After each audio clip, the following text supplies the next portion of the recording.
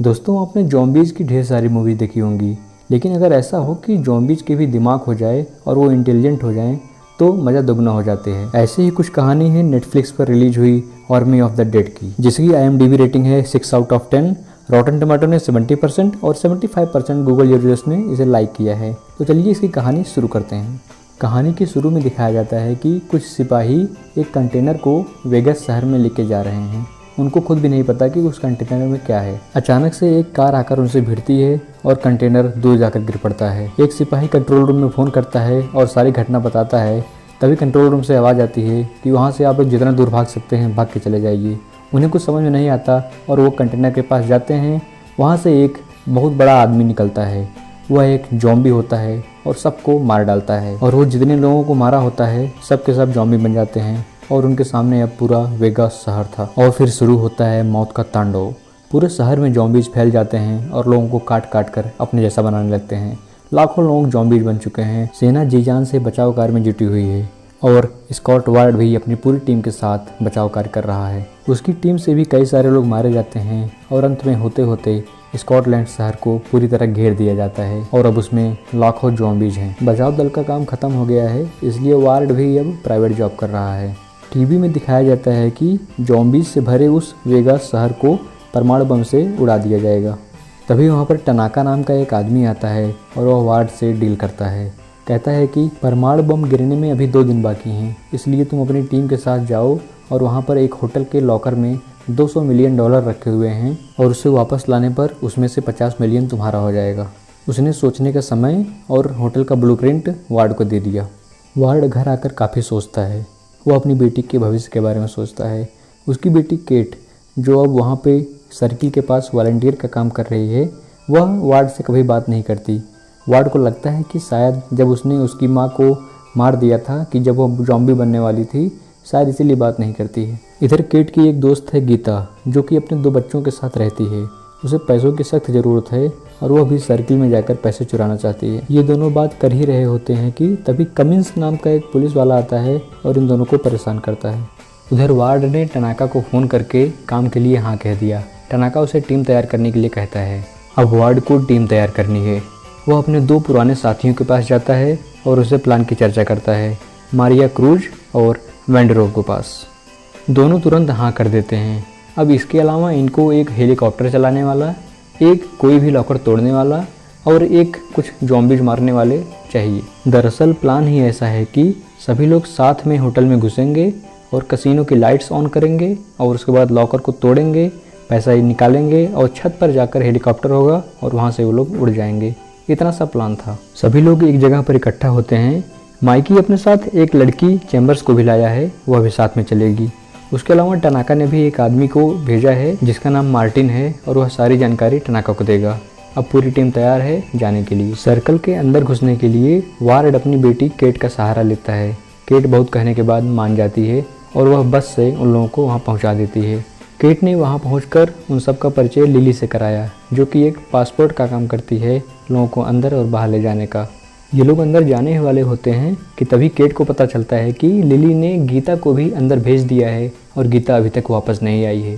Cat बहुत गुस्सा होती है और खुद भी अंदर जाकर गीता को लाने का जिद करती है। वार्ड उसे बहुत समझाता है लेकिन वह नहीं मानती, तो लोग साथ में चलने को तैयार हो जाते हैं। लिली ने कुछ सोचकर कमिंस को भी पैसे का लालच देकर उसे अपने साथ ले लिया और अब ये टीम पूरी हो चुकी है और अब अंदर जाने के लिए तैयार है। ये लोग बड़ी सावधानी से अंदर घुसते हैं।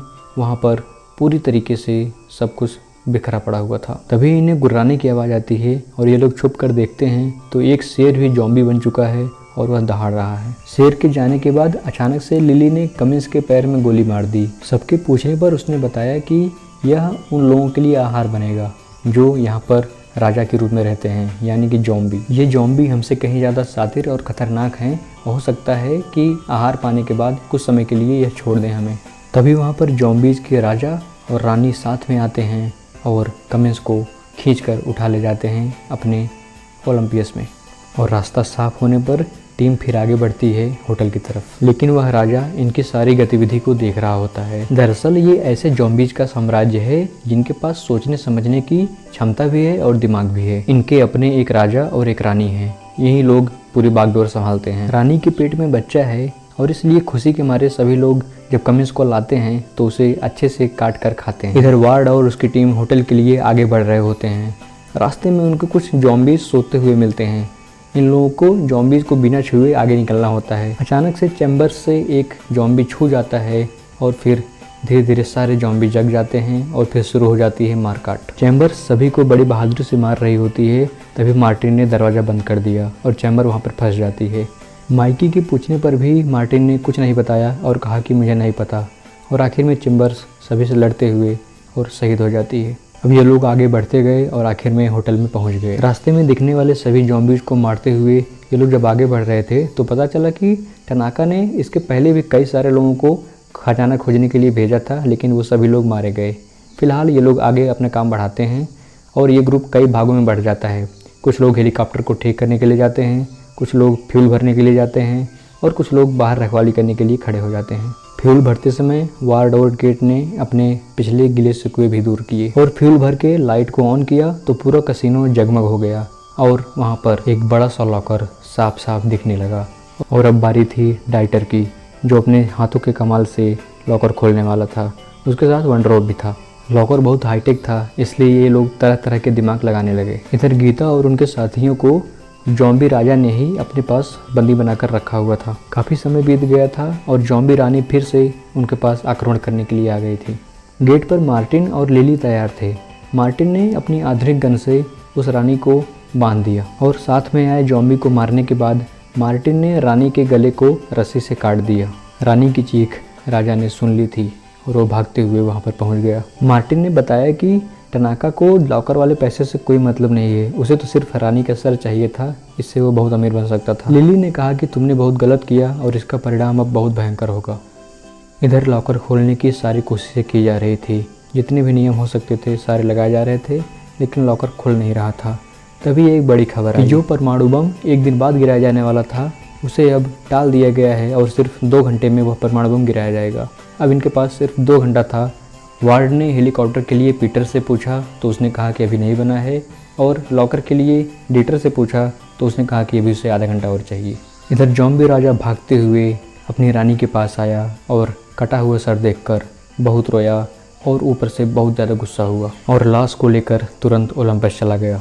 इधर ढेर सारे प्रयास करने के बाद आखिर में लॉकर खुल ही गया और वहाँ पर ढेर सारे पैसे थे। इन लोगों ने बैगों में पैसे भरने शुरू किए और वहाँ से रवाना होने के लिए तैयारी कर लिए। इधर राजा रानी की कटी हुई लाश को लेकर सभा में आया और उसका पेट फाड़कर उसके बच्चे को निकाला। पूरी सभा गुस्से से लाल हो गई थी और राजा ने युद्ध का ऐलान कर दिया कि जो भी बचे सबको मार डालो। अब ओलंपस से एक साथ ढेर सारे ज़ॉम्बी निकलने लगे, लगभग हज़ारों की संख्या में। सबका मकसद था होटल पहुंचकर सबको मार डालना। केट भी गीता को ढूंढने के लिए ओलंपस के लिए रवाना हो गई थी और वह यह भीड़ देख पा रही थी। उधर केट और उनकी टीम भी वापसी के लिए रवाना हो गई थी। उन्होंने जब देखा कि केट गायब है तो उसे खोजने के लिए जैसे ही निकलने वाले थे तब तक पूरी की पूरी ज़ॉम्बी टीम आ गई थी होटल में। जैसे ही लिफ्ट खुली ढेर सारे ज़ॉम्बी आ गए और उन्होंने क्रूज को तुरंत उसका गला मसक दिया और वह तुरंत मर गई। चारों तरफ से ज़ॉम्बी आने शुरू हो गए थे और वार्ड सबको ख़त्म किया जा रहा था। इधर लॉकर के पास भी ज़ॉम्बी आना शुरू हो गए थे। वंडरवॉर और डीटर ने भी मोर्चा संभाला, लेकिन वहाँ पर खुद राजा ही आ गया था और कुछ न देखकर वंडरवॉर राजा से भिड़ने के लिए तैयार हो गया।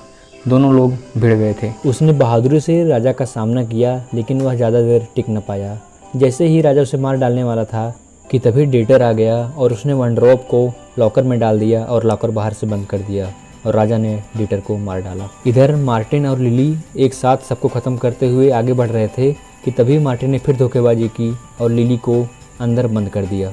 लिली चिल्लाती रह गई, लेकिन उसने एक न सुनी और वहाँ से भाग गया। वह वहाँ से भाग ही रहा था कि तभी पीछे से शेर आ गया और शेर ने मार्टिन के चिथड़े उड़ा दिए। लिली किसी तरह दीवार तोड़कर बाहर आ गई थी और अब बचे थे सिर्फ 3 लोग, माइकी, लिली और स्कॉट, और उनके सामने थी ज़ॉम्बीज़ की हज़ारों की सेना। तीनों ने बहादुरी के साथ ताबड़तोड़ लड़ाई की। माइकी ने भी बहुत बहादुरी दिखाई, लेकिन अंत में वह पकड़ा गया और उसे मार डाला गया। सिर्फ लिली और वार्ड ऊपर आ पाए, लेकिन तभी राजा आ गया। लिली ने राजा को रोकने के लिए रानी का सर निकाल लिया जो उसने मार्टिन से चुरा लिया था। वार्ड ने उसे चलने के लिए कहा, लेकिन वह नहीं गई और उसने वार्ड को भेज दिया हेलीकॉप्टर में। हेलीकॉप्टर चला गया और राजा कुछ न कर पाया। लेकिन राजा गुस्से में आ गया था। उसने भाला फेंककर लिली को मार दिया और वह दीवार से लटक गई। लेकिन लिली ने मरते मरते रानी के सर को नीचे जमीन पर फेंक दिया। इधर हेलीकॉप्टर में वार्ड ने पीटर्स को बताया कि उसे अभी ओलंपस चलना है, वहाँ पर केट छिपी हुई है। इधर केट ने गीता को खोज लिया था और वो दोनों भागने ही वाली थी, तभी वहाँ पर राजा पहुँच जाता है और उधर वार्ड भी अपने हेलीकॉप्टर को उसकी छत पर उतार देता है। वह किसी तरह राजा से इन लोगों को बचाता है और छत पर लेकर भागता है। फिर वहाँ पर हेलीकॉप्टर पर ये लोग बैठने के लिए तैयार होते हैं कि तभी फिर से राजा पीछे से आ जाता है और उसने उड़ते हुए हेलीकॉप्टर पर छलांग लगा दी। अब हेलीकॉप्टर में ही लड़ाई शुरू हो गई थी। हेलीकॉप्टर बुरी तरह डिसबैलेंस हो गया था और किसी तरीके से सर्कल से बाहर निकल पाया। सर्कल से बाहर निकलते हुए ये लोग देखते हैं कि परमाणु बम फेंका जा रहा है और इनका हेलीकॉप्टर वहां से बाहर निकल रहा है। वार्ड अपने आप को बचा पाता कि इसके पहले ही राजा ने उसके कंधे पर जोर से काट लिया और आखिर में वार्ड ने हिम्मत दिखाई और किसी तरह गन पाया और उसने राजा का भेजा खाली कर दिया। परमाणु बम के गिरने से हेलीकॉप्टर डिसबैलेंस हो गया और क्रैश हो गया। इस क्रैश में पायलट पीटर्स और गीता की मौत हो जाती है। केट किसी तरह उठ के वार्ड के पास जाती है। वार्ड उसे समझाता है कि अच्छे से रहना, अच्छे से पढ़ाई करना और बहुत सारी चीज़ें। अब वार्ड भी ज़ॉम्बी बनने वाला है, इसलिए उसने केट से खुद को मारने के लिए कहा और फिर वह ज़ॉम्बी बन गया और केट ने दिल पर पत्थर रखकर उसे गोली मार दी। अब अगर आपको लग रहा है कि कहानी ख़त्म हो गई है तो ये आपकी बड़ी भूल है। ये हॉलीवुड वाले कुछ भी कर सकते हैं। अब वोंड्रोव, जिसे डीटर ने लॉकर में बंद कर दिया था, परमाणु बम गिरने के बाद भी वह बचा रहा और फिर बाहर निकल कर आता है। वह अपने साथ बैग भर के पैसे भी लाया है। एंजॉय करने के लिए वह जाता है एयरपोर्ट और वहाँ से प्राइवेट जेट बुक करके घूमने निकलता है। वह एरोप्लेन में एंजॉय कर रहा होता है कि तभी उसे चक्कर आता है और वह बाथरूम में जाता है। बाथरूम में देखता है कि उसके हाथ में ज़ॉम्बी ने काटा हुआ था और पायलट कह रहा है कि यह प्लेन मैक्सिको सिटी जा रही है। मतलब वोंड्रोव कुछ देर में ज़ॉम्बी बन जाएगा और मैक्सिको सिटी जाएगा। वहाँ से दूसरा पार्ट शुरू होगा और फिर तबाही का यही सिलसिला चलता रहेगा। तो दोस्तों, यह थी आर्मी ऑफ द डेड की पूरी कहानी। आशा करता हूँ आपको यह वीडियो पसंद आया होगा। इस वीडियो में फ़िलहाल के लिए बस इतना ही। बहुत जल्दी हाजिर हो जाऊँगा एक नए और धमाकेदार वीडियो के साथ। तब तक के लिए हंसते रहिए, मुस्कुराते रहिए और अपना ख्याल रखिए।